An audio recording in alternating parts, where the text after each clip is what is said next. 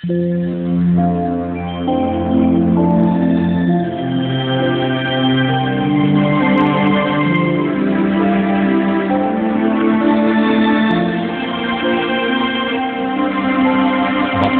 ang bumabasa at ang nangakikinig ng mga salita ng hula at tumutupad ng mga bagay na nasusulat doon, sapagkat ang panahoy malapit na.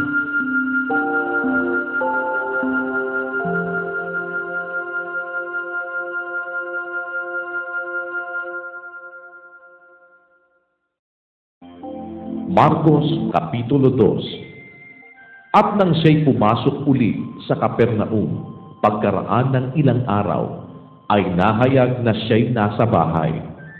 At maraming nagkatipon, ano ba't hindi na magkasya, kahit sa pintuan man, at sa kanila'y sinaysay niya ang salita. At sila'y nagsidating na may dalang isang lalaking lumpo sa kanya, na usong ng 4. At nang hindi sila mga kalapit sa kanya dahil sa karamihan, ay kanilang binakbak ang bubungan ng kanyang kinaroroonan. At nang yaoy kanilang masira, ay inihugos nila ang higaang kinahihigaan ng lumpo. At pagkakita ni Jesus sa kanilang pananampalataya, ay sinabi sa lumpo, "Anak, ipinatatawad ang iyong mga kasalanan." Ngunit mayroon doong nangakaupong ilan sa mga eskriba at nangagbubulay-bulay sa kanilang mga puso. Bakit nagsasalita ang taong ito ng ganito? Siya'y namumusong.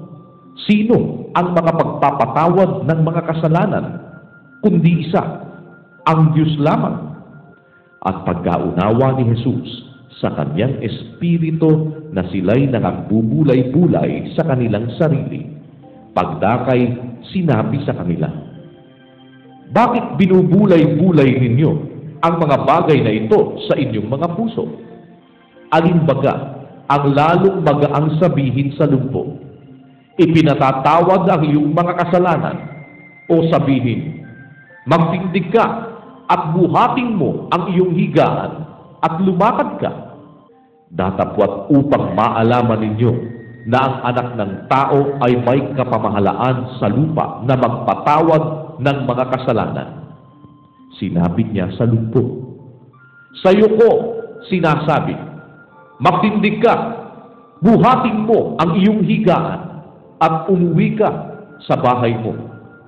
At nagtindig siya, at pagdakay binuhat ang higaan, at yumaon sa harap nilang lahat. Ano pat nangagtaka silang lahat, at niluwalhati nila ang Diyos na nagsabi, "Kailanmay hindi tayo nakakita ng ganito." At muling lumabas at naparoon siya sa tabi ng dagat. At lumapit sa kanya ang buong karamihan, at sila'y kanyang tinuruan. At sa kanyang pagdaraan ay nakita niya si Levi, na anak ni Alfeo, na nakaupo sa paningilan ng buwis. At sinabi niya sa kanya, "Sumunod ka sa akin."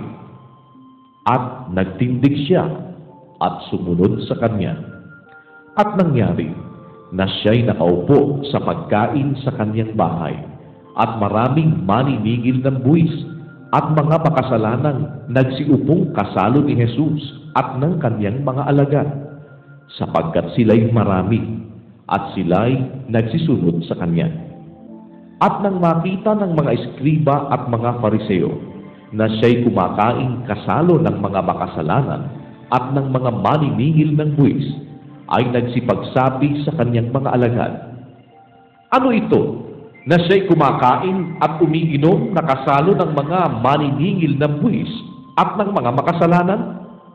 At nang ito'y marinig ni Jesus, ay sinabi niya sa kanila, "Hindi nangangailangan ng manggagamot ang mga walang sakit, kundi ang mga may sakit. Hindi ako naparito upang tumawag ng mga matuwid, kundi ng mga makasalanan." At nangag-aayuno ang mga alagad ni Juan at ang mga Fariseo. At sila'y nagsilapit at sinabi sa kanya, "Bakit nag-aayuno ang mga alagad ni Juan at ang mga alagad ng mga Fariseo? Datapwat, hindi nag-aayuno ang iyong mga alagad." At sinabi sa kanila ni Jesus, "Mangyayari bagang mag-ayuno ang mga abay sa kasalan, samantalang ang kasintahang lalaki ay suma sa kanila? Samantalang ang kasintahang lalaki ay suma sa kanila, ay hindi sila mga kapag-aayuno. Datapwat darating ang mga araw na aalisin sa kanila ang kasintahang lalaki. At kung magkagayoy, mag-aayuno sila sa araw na yaon. Walang taong nagtatagpi ng matibay na kayo sa damit na luma. Sa ibang paraan, ang itinagpi ay binabatak ang tinagpian. Sa makatwid bagay, ang bago sa luma, at lalong lumalala ang punit. At walang taong nagsisilid ng bagong alak sa mga balat na luma. Sa ibang paraan, ay pinupunit ng alak ang mga balat, at nabububo ang alak, at nasisira ang mga balat. Kundi ang alak na bago ay isinisilid sa mga bagong balat.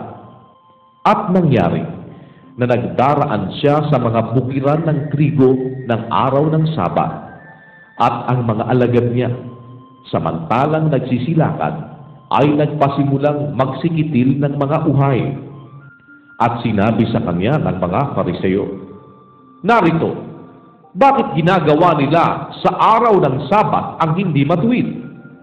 At sinabi niya sa kanila, "Kailanman bagay hindi ninyo nabasa ang ginawa ni David, nang siya'y mangailangan at magutom, siya at ang kanyang mga kasamahan?